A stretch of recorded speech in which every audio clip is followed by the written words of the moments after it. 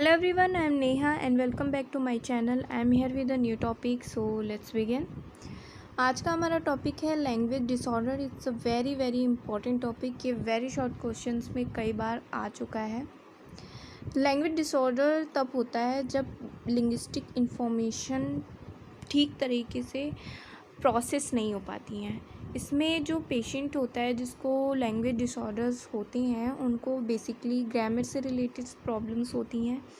Grammar से means कि sentences वो क्रिएट नहीं कर पाते हैं. सिमेंटिक होती है, वर्ड्स की मीनिंग को समझ नहीं पाते हैं, को बिल्कुल भी कुछ नहीं समझ में आता है. और अदर एस्पेक्ट और भी एस्पेक्ट होते हैं कि किस तरीके से उनको क्या प्रॉब्लम्स हो सकती हैं लैंग्वेज से रिलेटेड. तो चलिए इसको समझते हैं. तो लैंग्वेज डिसऑर्डर जो होते हैं वो दो तरह की प्रॉब्लम्स होती है. जैसा कि मैंने अभी बताया कि difficulty in understanding speech sound, जो भी स्पीच वर्ड्स निकलते हैं या साउंड्स निकलते हैं उनको वो समझ नहीं पाते हैं. और सेकंड होता है एक्सप्रेसिव प्रॉब्लम्स. एक्सप्रेसिव प्रॉब्लम्स में वो अपनी बातों को एक्सप्रेस नहीं कर पाते हैं. मीन्स कि difficulty in producing the speech sound. ये भी कई तरीके की प्रॉब्लम्स होती हैं जिसमें लैंग्वेज डिसऑर्डर में जो इग्नू की बुक है उसमें दिया हुआ है. ये 7 डिसऑर्डर्स दिए हुए हैं लैंग्वेज से रिलेटेड.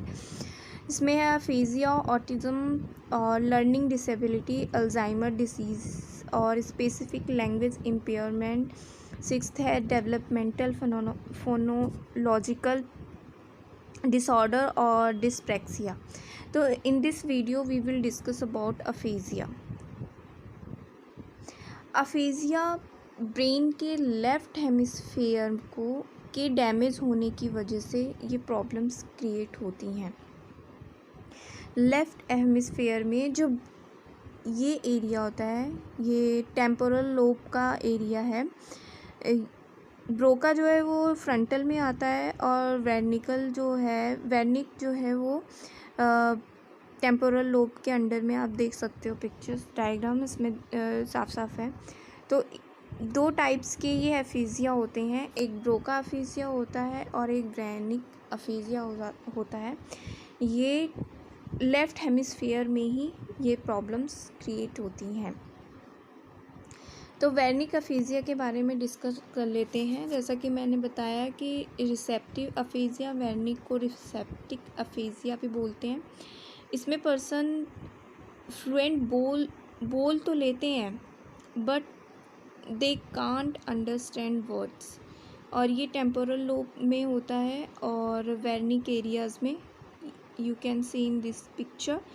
एंड जो ब्रॉडमैन्स एरिया 22 है, इसको भी आप अपने एग्ज़ाम में ऐड कर सकते हैं.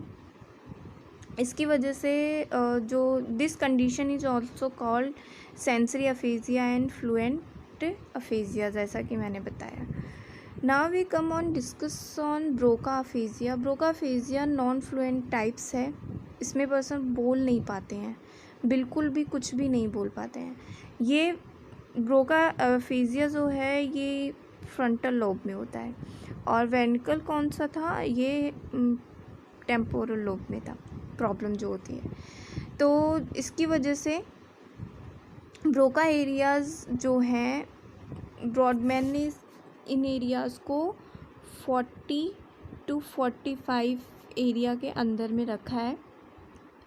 ओके. और इसकी वजह से जो speech and for motor movements responsible होते हैं इसके बिल्कुल भी मोटर मूवमेंट्स नहीं हो पाती है, जिसकी वजह से जो पेशेंट है जिसको ये प्रॉब्लम है वो बिल्कुल भी बात नहीं कर पाता है. चलिए इस डायग्राम और इस पिक्चर्स के अकॉर्डिंग हम थोड़ा सा अच्छे तरीके से समझ लेते हैं. Broca means broke.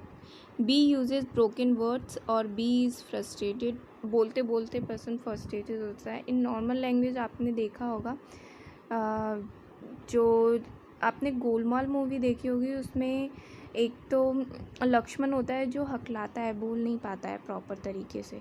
तो उसकी जो प्रॉब्लम्स हैं वो ब्रोका लैंग्वेज के अंडर में आएगी. और वेर्निक लैंग्वेज है कि डब्ल्यू इज़ लाइक वॉट, कि सामने वाला बोल क्या रहा है, उसे बिल्कुल कुछ भी समझ में नहीं आता है। He does not understand any thing, उसे बिल्कुल भी समझ में नहीं आता है कि पर्सन सामने वाला क्या बोल रहा है। तो उसके लिए सारी चीज़ें वॉट में ही रह जाती हैं और ब्रोका में समझ तो लेते हैं लेकिन प्रॉपर तरीके से बोल नहीं पाते हैं। बुक में 2 तरह की और अफेजिया दी हुई हैं। एक एनोमिक अफेजिया है। एनोमिक अफेजिया भी एक लैंग्वेज डिसऑर्डर है जिसमें इस पर्सन बोलने के साथ साथ राइटिंग करने में भी प्रॉब्लम्स होती हैं उसको। ये बेसिकली इसका कारण हो सकता है stroke, traumatic injury, tumour, anomic aphasia के रीजंस हो सकते हैं और इसको अदर नेम से भी जाना जाता है, एनोमिया, एमनेसिक और एनोमिक डिस्फेसिया। ओके, नेक्स्ट है ग्लोबल अफेजिया। ग्लोबल अफेजिया में the parts of your brain that control language, वो जो लैंग्वेज को जो पार्ट कंट्रोल करता है, कौन सा पार्ट कंट्रोल करता है, आप प्लीज़ उसको कमेंट बॉक्स में ज़रूर लिखिएगा क्योंकि मैं इसको पहले भी एक्सप्लेन कर चुकी हूँ।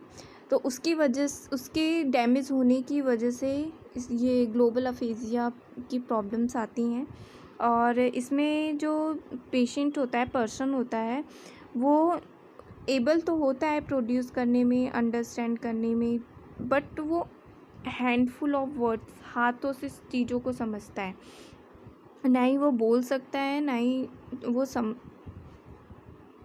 दिस अफेजिया जो पर्सन है वो प्रोड्यूस कर सकता है, अंडरस्टैंड कर सकता है वर्ड्स को, बट वो बोल नहीं सकता है। वो हैंडफुल ऑफ वर्ड्स, हाथों के थ्रू वो अपने वर्ड्स को एक्सप्रेस करता है, इसीलिए ये एक्सप्रेसिव प्रॉब्लम्स के अंदर में आता है जो हमने पहले डिस्कस कर लिया था।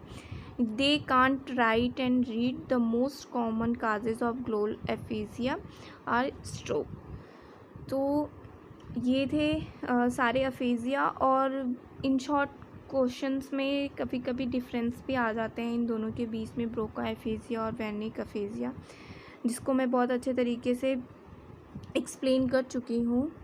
ठीक है, ये prevents a person from producing speech.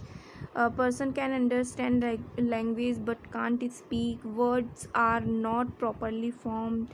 Speech is slow and slurred. और वैनिक अफेजिया में होता है कि उन्हें बिल्कुल भी कुछ भी लैंग्वेज समझ में नहीं आती है।